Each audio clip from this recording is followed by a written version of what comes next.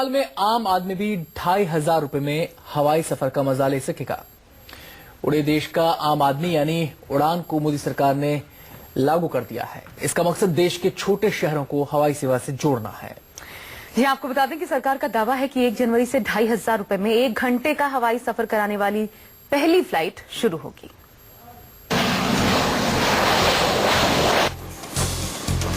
अब सिर्फ बड़े शहरों में रहने वाले मालदार लोग ही हवाई उड़ान का मजा नहीं लेंगे, छोटे शहरों के लोग भी हवाई सफर का मजा ले सकेंगे, वो भी सिर्फ 2500 रुपए में।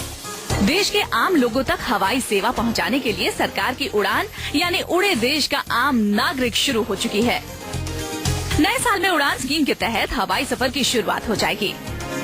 151 से 175 किलोमीटर तक के हवाई सफर के लिए 1420 रुपए, 176 से 200 किलोमीटर तक के लिए 1500 रुपए, 326 से 350 किलोमीटर के लिए 2000 रुपए और 476 से 525 किलोमीटर तक के हवाई सफर के लिए 2500 रुपए चुकाने होंगे। एक फ्लाइट में करीब 50% टिकट उड़ान स्कीम के तहत सस्ते दाम पर मिलेगी। बाकी टिकट एयरलाइंस बाजार की कीमतों पर बेच सकेंगी।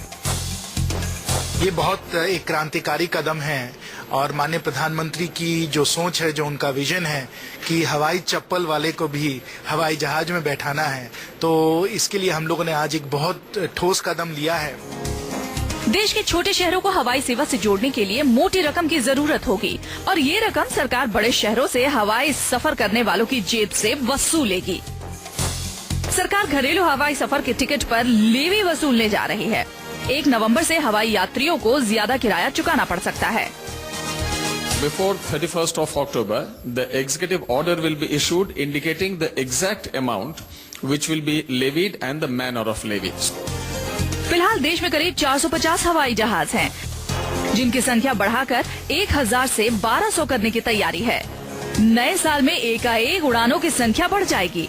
हवाई जहाज उड़ाने वाले पायलटों की भी कमी है। कोशिश रहेगी कि जो भी सरकार की स्कीम है, जो देश की भलाई की स्कीम है, उस पे हम अपनी कोशिश करेंगे कि पार्टिसिपेट करें। कुछ कठिनाइयां हैं, वो हमें सरकार से भी डिस्कस करना होगा और अगर इकोनॉमिकली वायबल होगा तो हम जरूर कोशिश करेंगे। हिंदुस्तान के लोअर मिडिल क्लास तक हवाई सेवा पहुंचाने के लिए नई स्कीम के तहत केंद्र और राज्य सरकारें एयरपोर्ट ऑपरेटर्स को कई तरह की बड़ी छूट दे रही है।